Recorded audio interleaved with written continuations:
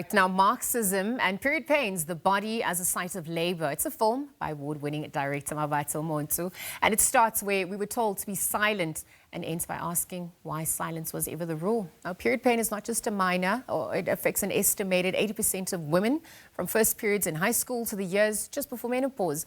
And it arrives in classrooms, on factory floors, in offices, in taxis, and it costs shifts, exams, pictures, and on ordinary days as well. And yet most workplaces and policies still do not name it. So for more, Mmabatho Montsho is actually joining us virtually to discuss a little bit further. Good morning, and thank you for joining us. Happy Women's Day.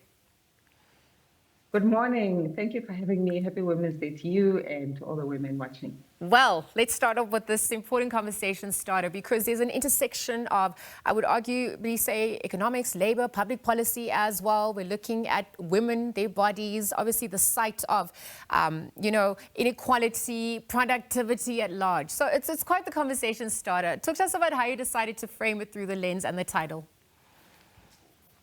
Okay, so the film is called Marxism and Period Pains because I wanted to look at period pains as a class struggle that women are dealing with, because the exploitation is happening across the board, I believe, as a class issue.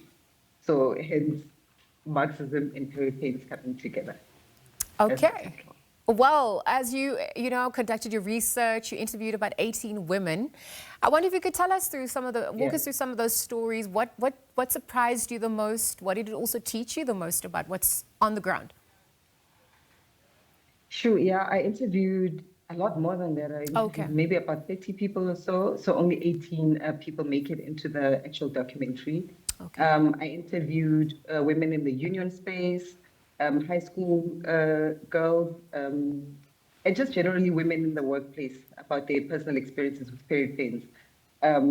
For the students particularly, it's being taken seriously, especially during the course of exams, where they need to be feeling their best in order to be able to do their exams. And then for women, it's what does it mean for you in a situation of no work, no pay, right? So we've got this illness that many women experience every single month, and yet it's not recognized. And many of these women work in situations where if they do not show up for work, they will not get paid. So what does that mean for those women every single month? Yeah, equal treatment. That's an important question that's also raised, and how it shows up differently for a student, for a worker, for a caregiver as well. Yeah. Why do you think workplaces and policies are still refusing to name it? You know, I think one of the things that I discovered when I was doing the interviews was the surprise that it can be something taken as seriously that it could lead to a menstrual leave. And even in countries where there is menstrual leave, there's a lot of stigma, so women don't take the leave anyway. So there's a lot of stigma and maybe a little bit of shame around having the rights to take this leave, or recognizing this as something that's not normal, that you shouldn't be that sick. So I think we've just normalized it as society, that this is something that happens every month. You just man up and deal with it. So I think the point of departure is for us as women to recognize that it's genuine, it's legitimate illness, it does affect your quality of life, and it is fair to make the working place conducive for you as a woman, as a collective, as a class. Yeah. You're speaking about. And I'm glad you also said caregivers. Yes, go ahead. Sorry, you did mention caregivers.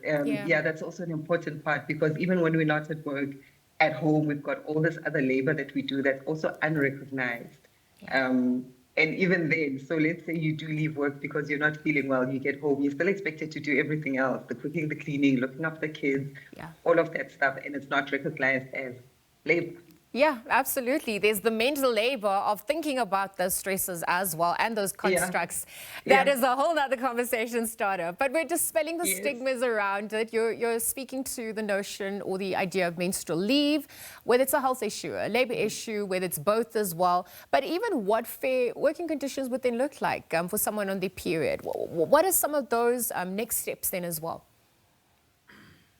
You know, I think it's something that we need to start working on as a collective, first of all. So for me, the most important thing is women themselves as workers recognizing, first of all, that there's nothing shameful in admitting that we have this particular issue and that it's not addressed from a health perspective, but also from a labor perspective.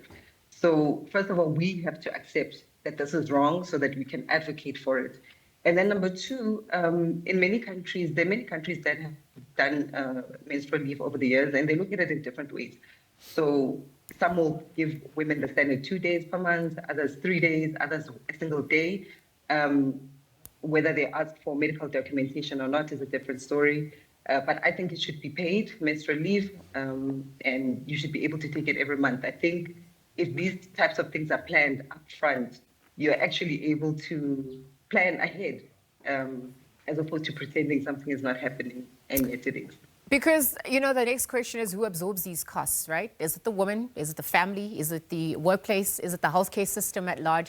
There's a lot more that we need to discuss. Public policy conversation definitely coming through there. Mmabatho, thank you for being part of this and for your latest offering. Wishing you all the best of luck as you continue to fly the flag there. We'll leave our conversation acclaimed director Mmabatho Montsho chatting to us about Marxism and Period Pains, the body as a site of labor. Again, just that conversation started here on Women's Day. So that's how we are going to leave it. That's how we wrap up the first hour of the show. Let's leave it there. More news, more updates at the top of the hour. Of course, we've got that special coverage as we build up to President Ramaphosa's address at Union Buildings today. 70 years since the 1956 march that happened where 20,000 women converged. We're looking at drawing parallels from what happened there and, of course, where we're headed next.